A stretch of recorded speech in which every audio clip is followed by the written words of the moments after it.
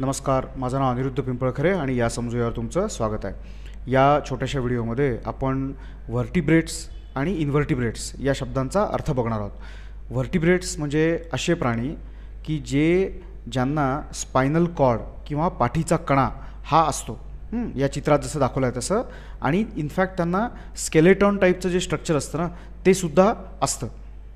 तर अशा प्राण्यांमध्ये, अशा ज्या ग्रुपमध्ये कुठले कुठले प्राणी येतात तर मॅमल्स म्हणजे ह्युमन बीइंग्स झाले, नंतर कुत्रं, मांजर, हे सगळे मॅमल्स जे असतात ना ते व्हर्टिब्रेट्स या ग्रुपमध्ये पडतात।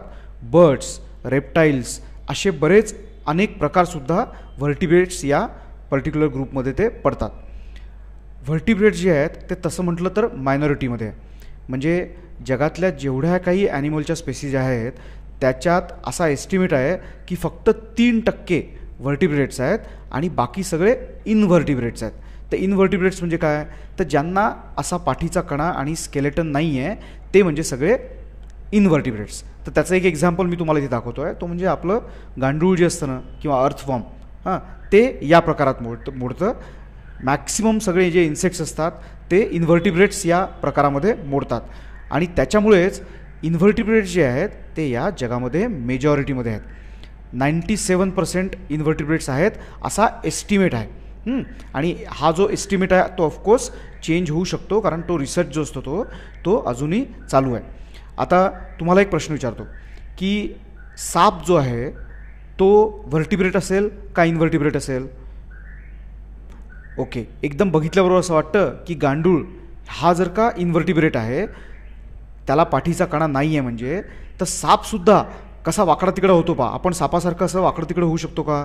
नाही होऊ शकत। आणि आपण तर व्हर्टिब्रेट आहोत, तर कदाचित स्नेक व्हर्टिब्रेट नसावा असं वाटतं ॲक्च्युली।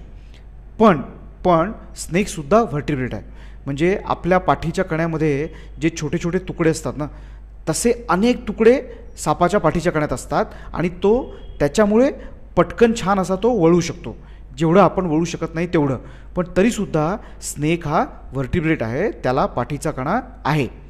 बरं, आता या जो पाठीचा कणा आणि हे जे स्केलेटनचं स्ट्रक्चर आहे त्याचा काही फायदा आहे का, त्याचा काही ॲडव्हान्टेज आहे का? एक सेकंदाकरता विचार करा। येस, ॲडव्हान्टेज आहे।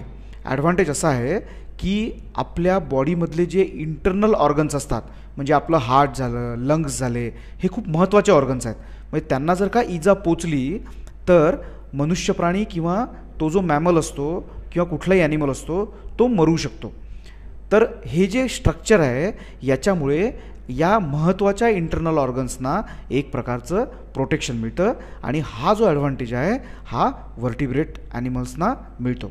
All right, so I hope you found this video useful. Stay tuned for more. Thank you very much. Bye bye.